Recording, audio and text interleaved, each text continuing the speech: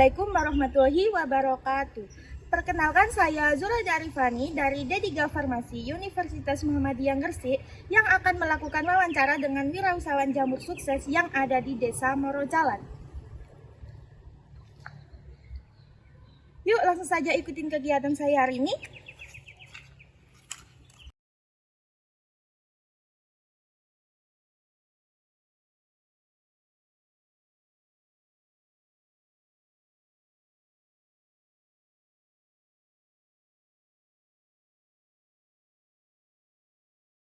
Nah, sekarang saya sudah berada di rumah produksi jamur yang ada di Desa Morojalan. Yuk langsung saja kita mewawancarai Bapak pemilik rumah ini. Nah, sekarang saya sudah bersama Bapak pemilik usaha jamur rumah ini.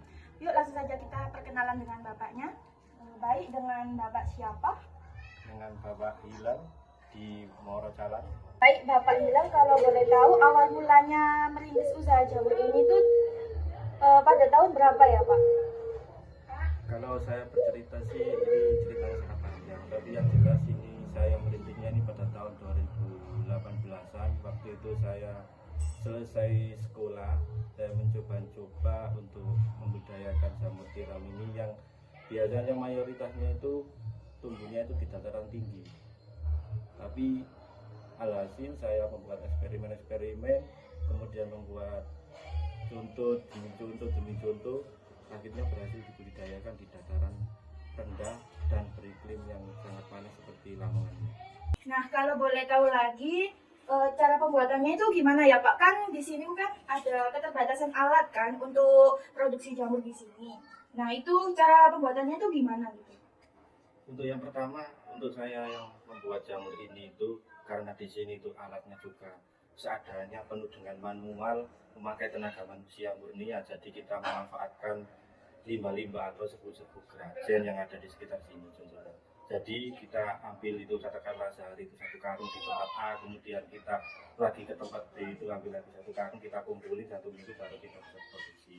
Tentunya bahannya juga nggak serbuk aja, tetapi juga ada bahan lainnya seperti dedak dan juga kapur pertanian. Jadi nanti kita campur, kita olah, kemudian kita fermentasi selama sehari, kemudian kita masukkan ke dalam plastik seperti ini. Kita masukkan plastik seperti ini, kemudian kita press, dan barulah kita mulai penyetiman di di drum bekas itu, karena ya di sini juga tidak bisa membuat drum yang custom yang besar seperti produsen besar, jadi kita memanfaatkan apa adanya. Kemudian setelah di setim itu kita dinginkan dulu, baru sekitar 3 hari baru mulai pembibitannya pun kita juga tidak asal bibit saja, tetapi kita juga ada SOP-nya, seperti sebelum bibit kita harus steril terlebih dahulu, kemudian bibitnya itu harus dari produksi kita sendiri. Kalau misalkan kita ambil dari bibit dari lainnya, dari produsen lain, itu nanti takarannya yang pembuatan backlog ini yang formulanya satu itu nanti bisa bertukar, dan juga formula di produsen lain bukan beda. Jadi kalau misalnya ketukar nanti bibitnya itu tidak jadi, juga kualitasnya juga tidak baik.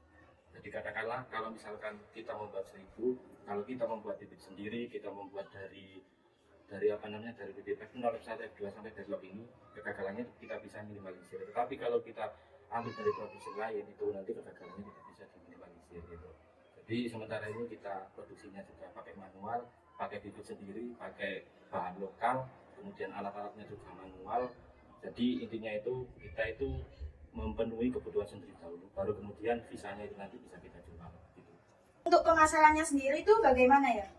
Kalau kita pemasarannya itu, kalau di sini untuk awal-awal mulai sih agak susah ya, karena di sini itu kan mayoritasnya bukan daerah pegunungan, bukan habitat asli jamur. Jadi kita pemasarannya pertama itu ya kayak disepelein orang, jamur ini buat apa, dimakan atau apa, ini bisa diolah, ini enak, menyehatkan atau beracun gitu. Tapi dengan seiringnya waktu, masyarakat itu bisa menilai atau bisa mempertimbangkan makanan yang bergizi dan mana yang enggak itu. Jadi waktu pertama kali kita kesusahan, tapi setelah mencoba dengan menggunakan testi, ini loh Bu, ini loh tolong dimasak dulu, nggak apa-apa uangnya nanti belakangan aja. Ternyata di wilayah Lamongan ini peminatnya sangat banyak gitu setelah kita testing seperti itu, dan juga permintaannya juga alhamdulillah sudah mulai bisa, katakanlah satu hari itu permintaannya selalu ada gitu. Jadi kita tiap harinya itu sudah tidak kesusahan untuk 5 tahun belakangan ini. Jadi kita kalau udah ada yang tumbuh, udah ada yang panen hari ini, paginya itu kadang-kadang diambil sama tukang sayur, terus ada permintaan dari rumah makan, terus rumah yang biasanya pembuat produsen jajanan dan lain-lain sebagainya seperti nugget dan lain-lainnya gitu. Jadi kita tinggal tidak mikirin apa namanya pemasarannya, yang penting itu kita produksi, terus kemudian kita mempunyai hasilnya, itu nanti produk kita itu akan dinilai sendiri dari masyarakat. Jadi kita tidak perlu pusing untuk penjualannya, kalau ada yang jual pasti ada yang beli gitu. Yang penting yakin. Oh ya Pak, untuk cara pesannya itu gimana ya? Apa ada kartu untuk pemesanannya?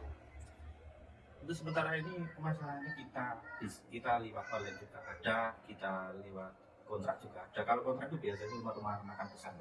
Untuk pemasarannya biasanya kita ke sana, kemudian menawarkan produk dengan menggunakan kartu nama ini. Di sini sudah tertulis per kilonya berapa, setengah kilonya berapa. Kalau misalkan mau ambil di rumah di monggo, malu mau diantar juga monggo, tapi ada tambahan ongkir gitu. Jadi untuk promosinya sementara ini kita menggunakan sistem online, sistem pesanan, kontrak, dan apa namanya kartu nama. Ya seadanya, kalau misalkan ada permintaan mendadak ya kita kasih, tapi dalam artinya itu hari ini tidak ada pesanan. Kalau misalkan hari ini ada pesanan dan untuk pesanan itu mendadak, kita cuma bisa ngasih sedikit, karena yang saya khawatirkan itu untuk yang produser apa namanya, untuk yang minta kontrak itu kan harus per hari harus stabil Pak. Jadi kita itu minimal itu harus katakanlah minimal 10 kilo, berarti tiap hari itu harus 10 kilo. Kalau ada yang mau ngambil mendadak gitu ya tetap kita kasih, tapi tidak bisa banyak gitu. Omset satu bulannya itu berapa ya Pak? Dapat berapa gitu? Ya karena kita itu produksi sendiri, saya di sini cuma dibantu 2 orang karyawan saya, jadi untuk omset per harinya ini kalau hujan-hujanan kita bisa ambil atau kita bisa jual sekitar 25 kilo. Kalau harganya 20, jadi sehari itu bisa 500. Tetapi kalau misalkan ini apa namanya musim kemarau dan panasnya seperti ini, jadi tumbuhnya jamur itu tidak bisa maksimal. Jadi kita bisa maksimal itu kira-kira 10 kilo sampai 5 kilo aja gitu. Kemudian untuk jamur ini kan tidak bisa ini Pak, tidak bisa katakanlah sehari harus tumbuh sekitar 20 kilo terus atau 35 kilo gitu, 50 kilo gitu terus kan tidak bisa. Jadi tergantung musimnya atau cuacanya. Kalau musimnya hujan itu bisa banyak, kalau musimnya kemarau itu agak sulit, tapi tetap aja bisa tumbuh setiap harinya. Karena di sini saya sendiri di Kumbung ini sekitar kurang lebih 2000-an ekor yang saya budidayakan ini. Kalau boleh tahu, pada saat Bapak merintis usaha jamur ini itu apa ada kendala atau persaingan usaha gitu di luar sana? Untuk kendala sih yang namanya usaha itu pasti ada ya. Resiko-resikonya seperti kegagalan itu juga pasti ada. Dari tahun 2018 sampai 2021 itu adalah ada namanya hal kegagalan itu paling banyak. Soalnya di sana juga kita masih tahap uji coba formula, juga kita menyesuaikan iklim di sini sama dengan yang Malang gitu kan, beda lagi ceritanya kan gitu. Untuk sementara untuk apa namanya, untuk perkembangan atau persaingan usaha, kalau saya rasa di sini itu masih minim ya. Jadi untuk persaingan usahanya itu bisa kita minimalisir, meskipun ada persaingan tapi kan namanya rezeki kan sudah ada yang ngatur. Jadi kita tinggal memperbaiki kualitas, kita tinggal memperbaiki produk. Orang itu juga akan tahu yang mana yang lebih bagus dan mana yang lebih tidak bagus gitu. Saya tidak bilang tidak bagus itu, yang kurang bagus gitu. Karena yang pengalaman saya untuk penjualan di tahun-tahun terakhir ini itu banyak langganan-langganan saya itu tidak mau apa namanya beli di produsen lain, karena dengan alasan itu kualitas. Kalau kita itu bisa dibandingkan dengan produsen lain yang ada di jamur tiram Lamongan ini, itu kita berani garansi Pak. Jadi kalau misalkan ada jamur kita yang rusak kualitasnya, itu kita esoknya itu kita akan ganti. Terus kemudian untuk cara perawatannya juga kita itu beda dengan apa namanya produsen jamur tiram lain. Kalau di produsen jamur tiram lain itu katakanlah penyiramannya itu dikasih formula atau dikasih pupuk organik atau apa. Kalau kita itu murni tidak ada pupuk organik, cuma kita menggunakan air hujan sebagai starternya untuk pertumbuhan pertamanya. Jadi kita untuk produk kita itu kita menggunakan bahan organik, murni tidak ada campuran kimia. Jadi ketahanan dari jamur kita itu bisa tahan antara 3 sampai 4 hari di suhu ruangan, itu tidak dimasukin kulkas atau tidak dikasih pendingin apapun. Tetapi kalau misalkan kita mau lebih awet, kita masukkan ke kulkas, itu bisa tahan sampai sekitar 7 hari. Jadi kalau misalkan kemasan dari kita itu menggelembung, itu jangan dilepas. Kalau misalkan mau dimakan dilepas, jadi langsung masukin aja, dan itu pun bisa sampai 7 hari. Baik Bapak, kata-kata atau motivasi untuk anak muda di luar sana agar terinspirasi dari Bapak untuk menjadi pengusaha muda sukses, gimana Pak?